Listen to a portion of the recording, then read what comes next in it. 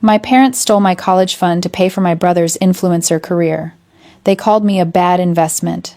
Today my brother is in jail and they need lawyer fees. I replied I only invest in winners. The silence on the other end of the line was absolute. My father, Stephen, had called me screaming for $60,000 in bail money, desperate and frantic, but my pulse didn't spike, my hands didn't shake. I simply reviewed the mental spreadsheet of our relationship, realized the account was overdrawn, and waited for him to realize the power had finally shifted. Drop a comment and let me know where you're listening from and what time it is for you right now. I'd love to know who's part of our community. The air conditioning in my Scottsdale home office hummed a low, steady note, the only sound in the room, until my father's voice shattered the peace. Through the phone, I could hear the chaos in the background, police radios shouting, maybe even Logan sobbing. It was a cacophony of failure, loud and messy, invading the pristine silence I had spent 5 years building. I looked around my desk. Everything was in its place. My dual monitors displayed rows of perfectly balanced data, quarterly projections for a client who valued precision over personality. A ceramic coaster held my iced coffee condensation beating on the glass but never touching the mahogany. This room was a temple to order, and on the other end of the line my father Stephen was trying to burn it down. "Morgan, are you listening to me?" he shouted, his voice cracking with a panic I hadn't heard since I was 18. "They're processing him right now. The bail is set at $60,000. We need a retainer for the lawyer, too. You have to wire it. Today. Right now." I didn't answer immediately. I took a slow sip of my coffee. It was cold, bitter, and grounding. "Did you hear me?" he screamed. "Your brother is in a holding cell. He's scared, Morgan. He's just a kid." "He is 24 years old, Dad," I said. My voice was level, stripped of any inflection. It wasn't the voice of a daughter. It was the voice of an auditor, finding a discrepancy in the ledger. "He isn't a kid. He is a grown man who committed wire fraud." "It was a misunderstanding," my father insisted, the desperation making him slur his words. "The haters reported him. It's all going to be cleared up, but we need to get him out first. We don't have the liquidity right now, you know that. But you do. We know you do." There it was. The entitlement. The assumption that my resources were merely a backup server for their crashed system. They didn't know I had the money because I flaunted it. They knew because they assumed that since I didn't spend it on leased Lamborghinis or trips to Dubai, it must be sitting there waiting for them to claim it. I looked at the spreadsheet on my left monitor. It was my personal net worth tracker.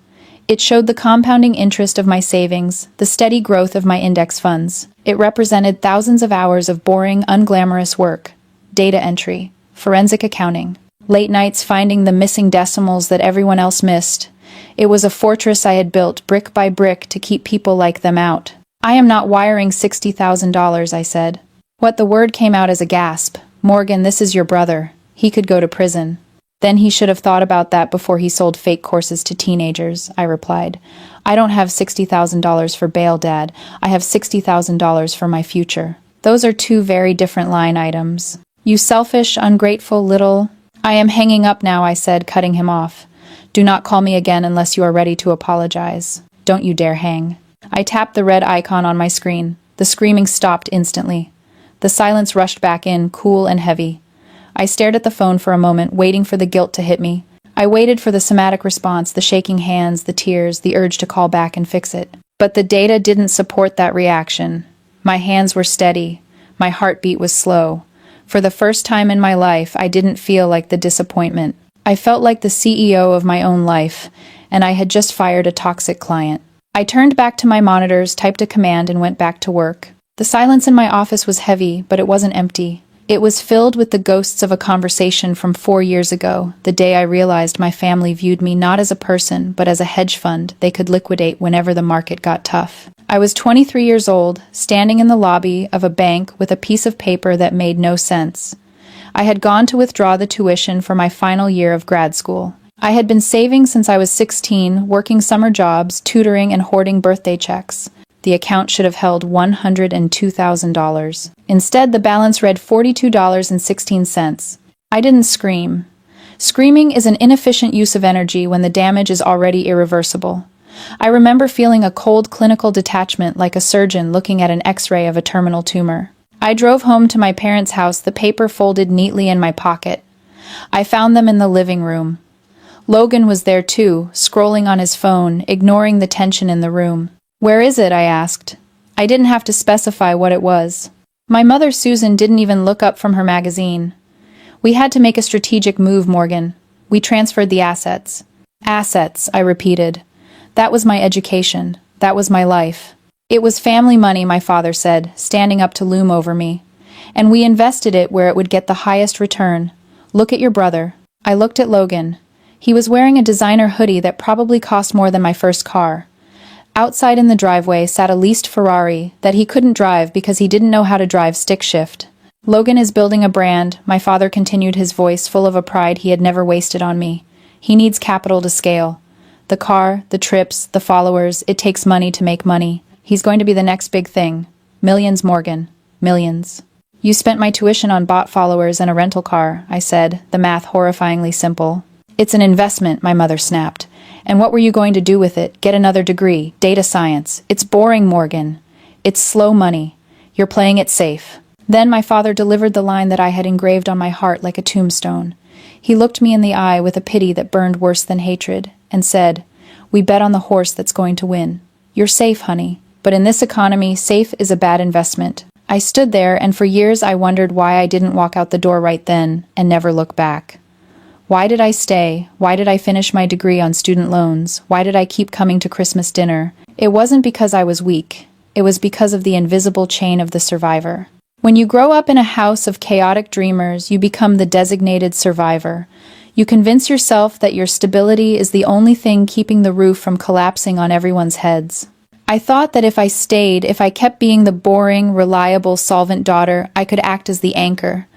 I thought my silence was the price of their survival. I told myself that my endurance was a form of love. I wore that responsibility like a heavy chain, thinking it was keeping us all connected.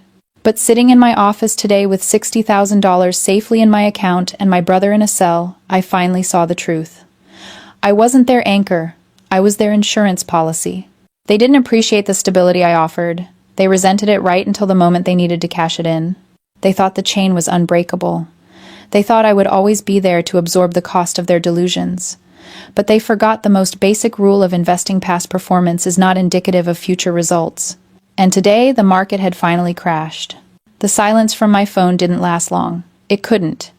Denial is a powerful drug, but reality has a way of kicking down the door, and my family's reality was currently wearing handcuffs. First came the texts, a barrage of them lighting up my phone like a slot machine hitting a jackpot of guilt.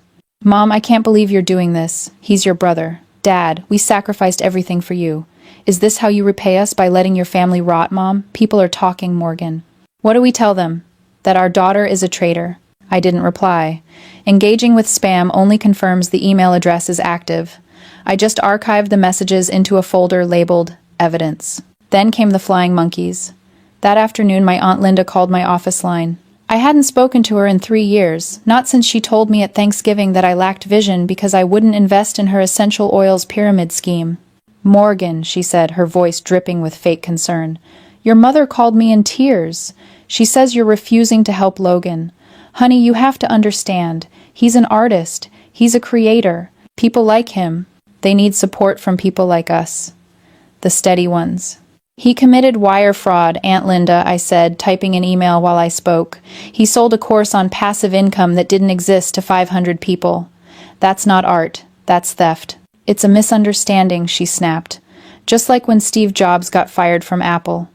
Genius is always persecuted, and honestly, it's not very becoming of you to be so jealous. Just because Logan shines a little brighter doesn't mean you have to put out his light." I hung up on her too. But the real escalation happened 2 days later. I walked out of my office building to find my parents standing by my car. They weren't there to apologize. They were there to ambush. My mother looked frantic, her designer sunglasses pushing back perfectly highlighted hair that they definitely couldn't afford. My father looked furious, his face red, veins bulging in his neck. "You blocked us," my mother accused, stepping into my personal space. "We have been calling you for 48 hours. "Because I gave you an answer," I said, unlocking my car. "The answer was no." "You don't get to say no," my father shouted, slamming his hand on the roof of my sedan. A few people in the parking lot turned to look. "We invested everything in him. Everything. Do you know what happens if he goes to prison? The brand dies. The sponsorships, the potential deals, it all goes to zero." "It's already at zero, Dad," I said, looking him in the eye. "It was never real. The followers were bots. The sponsorships were fake. He was bleeding money. That's a lie, my mother screamed. He just needed a longer runway. He was this close to breaking through. If you had just supported him 4 years ago, if you hadn't been so selfish with that college fund, he would be a millionaire by now. This is your fault, Morgan. You starved his dream. I looked at them, really looked at them, and I saw something that chilled me more than their anger. I saw genuine belief. It wasn't just lying. It was a complete psychological break. They had poured every dollar, every hope, every ounce of their identity into the idea that Logan was special and I was the resource. To admit that Logan was a criminal was to admit that they had bet their entire lives on a lie. They had stolen from their daughter to fund a fraud. If they acknowledged that the weight of their own failure would crush them, they were trapped in a sunk cost fallacy so deep it had become their reality. They couldn't turn back now. They had to double down. They had to believe I was the villain, because if I wasn't, then they were the monsters. You have savings, my father demanded, his voice dropping to a menacing growl. I know you do. You live in a small house. You drive this sensible car. You hoard it. Liquidate your portfolio. Sell the house if you have to. Family sacrifices for the dream. My dream, I said softly, is to never be like you. I got into my car and locked the doors. As I drove away, I watched them in the rearview mirror, two people standing in an empty parking lot, screaming at a car that was already gone, still waiting for a payout that was never coming. The drive home from that parking lot was the last time I let myself feel angry. Anger is a volatile emotion. It clouds judgment and leads to mistakes. I didn't need anger anymore. I needed clarity. I needed to do what I did best, forensic analysis. I went straight to my home office and locked the door. I didn't turn on the warm lamp I usually used for evening reading. I turned on the overhead lights, the stark clinical LEDs that banished every shadow. I sat down at my desk, cracked my knuckles, and opened a fresh browser window. I stopped looking at them as my parents. I stopped looking at Logan as my brother. I treated them exactly like I would treat a distressed company suspected of embezzlement. I was no longer a daughter grieving a relationship. I was an auditor conducting an autopsy. I started with the public records. Logan's arrest wasn't a secret anymore. The indictment had been unsealed that morning. I paid the fees to access the federal court database and downloaded the 80-page document. As I read, the picture shifted from pathetic to horrifying. It wasn't just wire fraud. It was a classic Ponzi scheme wrapped in the glossy packaging of influencer lifestyle coaching. Logan had been selling equity in his personal brand, promising investors a 20% monthly return based on his future ad revenue. But there was no ad revenue. The sponsorships were fake. The brand deals were fabricated in Photoshop. I scrolled down to the section detailing the flow of funds. The dates caught my eye. They were familiar. Too familiar. The scheme had started 4 years ago. The exact same month my parents had told me my college fund was gone. I pulled up my old bank statements, the ones I had saved from that day in the lobby when my world fell apart. I cross-referenced the date of the withdrawal, $102,000, with the timeline in the indictment. The transfer from my education fund happened on August 12th. On August 14th, Logan's LLC made its first dividend payout to 3 early investors. My stomach turned over cold and heavy. They hadn't stolen my money to buy him a car. Not at first. They had stolen my money to pay off the first wave of victims. My college tuition had been the seed capital for a criminal enterprise. But the indictment had more. It listed unindicted co-conspirators. It described 2 individuals who had hosted wealth seminars in their living room, who had used their community standing to vouch for Logan's genius, who had aggressively recruited friends, neighbors, and church members to invest their retirement savings into the next big thing. I didn't need to guess who they were. I found the LLC registration documents for Logan's shell company. They're listed as managing partners were Stephen and Susan. My breath hitched. They weren't just delusional parents enabling a spoiled child. They were active participants. They were recruiters. They had looked their friends in the eye and sold them a lie, knowing the only money coming in was stolen from their own daughter. Everything made sense now. The desperation in my father's voice, the ambush in the parking lot, the demand for me to liquidate my assets. They weren't just trying to bail Logan out of jail. They were trying to buy his silence.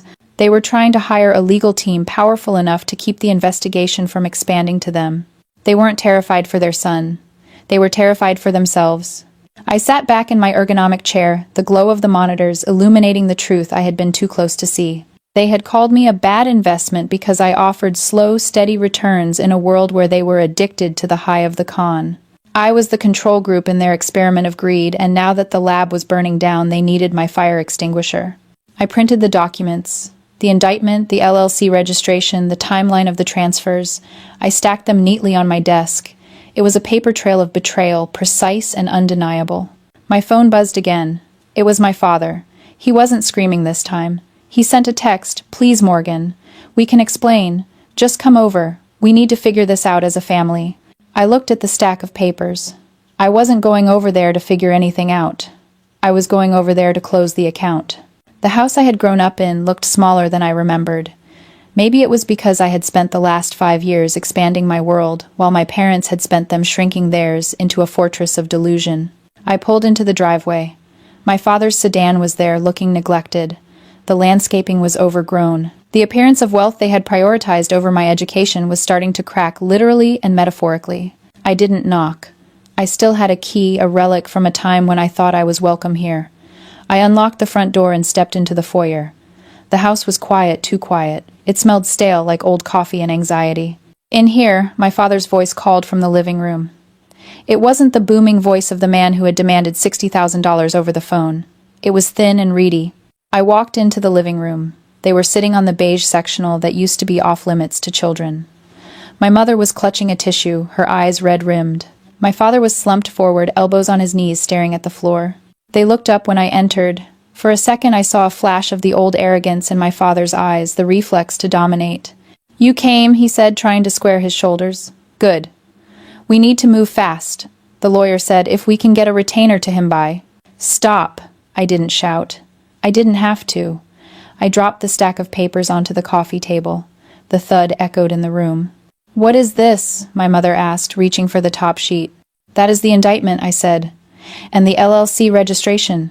And the bank transfer records." My father went pale. He didn't reach for the papers. He knew what they were. "Morgan," my mother started, her voice trembling. "You don't understand. It got out of hand. We just wanted to help him. We just wanted—" "You wanted to get rich quick," I finished for her. "And you used my future as the down payment." "We did it for the family," my father exploded, standing up. "Do you think I wanted to work until I died? Logan was our ticket out. He was going to take care of us. He was going to take care of you." "I took care of myself," I said. "I built a life without stealing from anyone. And you called me a bad investment." "You were a bad investment," he shouted, his face twisting. "You were safe. You were boring. You were never going to be famous. You were never going to put our name on a building. We needed a winner, Morgan. Not an accountant. And look where that got you," I said, gesturing to the papers. "Your winner is in a cell, and you are about to join him." My mother let out a sob. "Morgan, please. We can't go to jail. We're your parents. You have to help us. You're the smart one. You always know how to fix things." The irony was suffocating. Now suddenly my intelligence wasn't boring. Now my stability wasn't a lack of vision. Now I was the smart one. I was the fixer. "I can't fix this," I said. "And I wouldn't if I could." "You ungrateful," my father started, stepping toward me. "I am not ungrateful," I said, holding my ground. "I am grateful. You taught me the most important lesson of my life. You taught me that value isn't about flash. It isn't about hype. It isn't about pretending to be something you're not." I looked at them, really looked at them, two people who had spent their lives chasing an illusion and were now standing in the ruins of their reality. "I only invest in winners," I said, repeating the words that had started this war. "And you two have lost everything." I turned around and walked to the door. "Morgan," my mother screamed. "If you walk out that door, you are dead to us." I paused with my hand on the knob. I looked back one last time. "I was dead to you 4 years ago," I said. "This is just the funeral." I walked out and closed the door. As I walked to my car, I heard the wail of sirens in the distance getting closer. The fallout was swift, brutal, and entirely public. Logan pleaded guilty to wire fraud and money laundering in exchange for a lighter sentence, though lighter still meant 4 years in a federal facility. My parents weren't so lucky. Because they had recruited investors, friends, church members, neighbors, the prosecutors were less inclined to offer deals. They were indicted on multiple counts of conspiracy and securities fraud. Their assets were frozen, their home was seized, and their reputation, the only currency they actually cared about, was devalued to zero. I didn't go to the sentencing. The court transcripts provided all the data I needed without the emotional overhead. It's been 6 months since I walked out that door. I'm sitting on my patio now, watching the sun set over the desert. My phone is on the table, face up, silent. No frantic calls, no demands for bail, no accusations of being selfish. Just the quiet hum of a life that belongs entirely to me. I think a lot about that final insult, bad investment. It haunts me not because it hurts, but because it reveals exactly how hollow they were. There is a psychological concept called the illusion of power of an empty wallet. My parents spent their entire lives trying to have rather than be. They thought that if they leased the right cars, wore the right logos, and posted the right photos, they became important. They rented their authority. They financed their dignity. But power that is bought on credit is just a vulnerability waiting to be exposed. When the money ran out, they didn't just lose their lifestyle. They lost their selves. They crumbled because there was no foundation underneath the facade. They were empty shells, held together by debt and delusion. I look at my life now. It isn't flashy. I drive a sedan that is 5 years old. I live in a house that is comfortable, not a mansion. My work is tedious to some, invisible to others, but it is real. My net worth isn't a projection based on future scams. It is a calculation of hard work and discipline. They called me boring. They called me safe. They thought those were insults. But sitting here in the peace I paid for, I realized they were wrong. Boring is just another word for freedom. Safe is just another word for sleeping through the night without worrying about the FBI knocking on your door. I invested in myself. I invested in integrity. I invested in the slow, unglamorous process of building a character that can survive a crash. My brother and parents chased the wind and ended up with nothing. I stayed on the ground, brick by brick, dollar by dollar. And as the stars come out over the desert, clear and bright, I know the truth. I didn't just survive them. I outperformed them. Have you ever had to cut off someone who saw you as a resource instead of a person? Tell me your story in the comments. I read every single one.